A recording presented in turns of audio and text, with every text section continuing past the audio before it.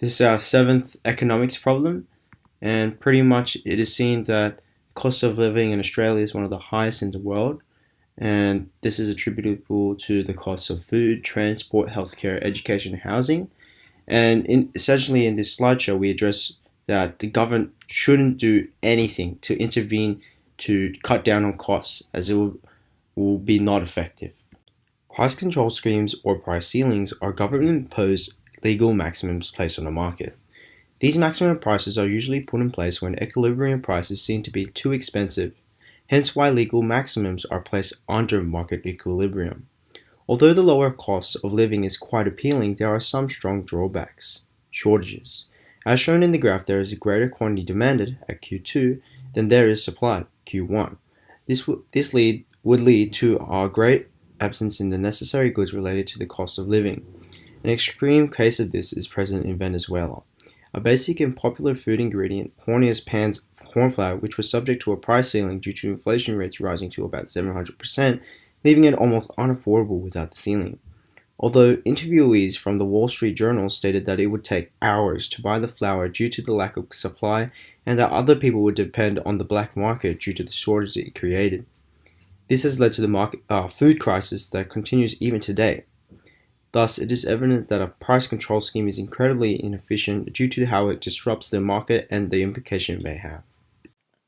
So price support schemes or price floors are government-imposed legal minimums placed in the market. So these price floors are usually implemented to help support or prevent pricing of an industry from getting too low by setting the minimum price above equilibrium. So this would create a surplus where the new quantity demanded is actually lower than the quantity supplied. So let's look at minimum wage for an example.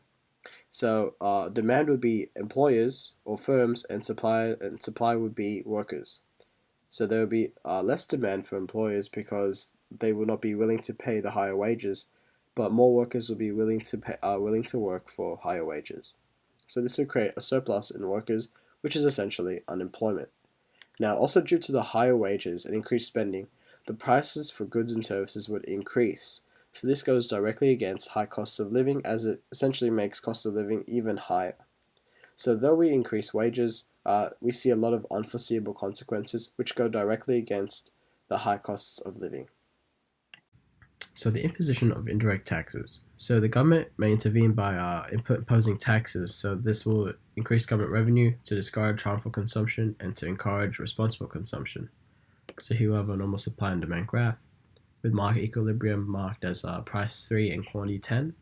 So say the government puts a $2 tax on a certain good, production costs will go up, and therefore we'll see a shift to the left in the supply curve, seen here with S tax. So here we have new market equilibrium, where price has increased to $4 and quantity has decreased to 9. So the size of the tax is seen by the vertical distance between the two supply curves. So here it's $2. However, the price hasn't gone up by 2 but by 1, showing that the burden of the tax is shared by both the consumer and the firm. Therefore, in conclusion, imposing a tax will not be able to benefit in solving the problem of higher costs of living. So the provision of merit and public goods. So governments may choose to intervene with the provision of merit and public goods when they determine that the market is experiencing allocative inefficiency, where the allocation of goods and services is not optimal.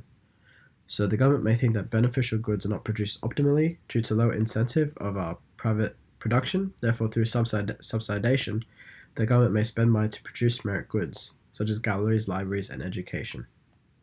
So public goods are characterized to be non-exclusive and non-rival, meaning that everyone should have access to it at all times, and that one's usage should not limit another's usage. So an example would be a beach.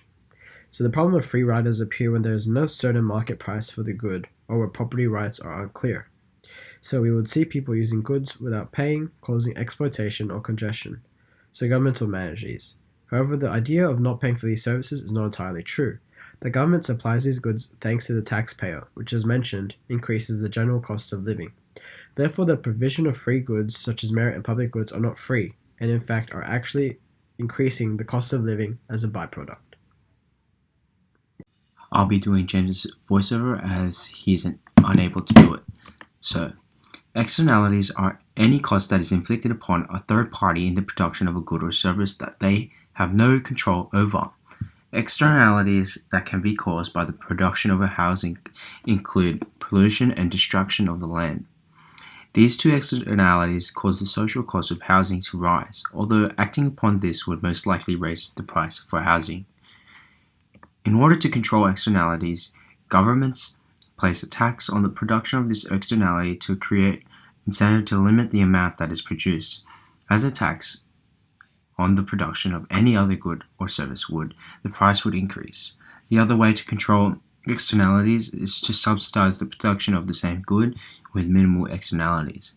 This is not applicable in housing prices as there is currently nobody attempting to put research into production with less externalities, as that would also drive already high housing prices up even further.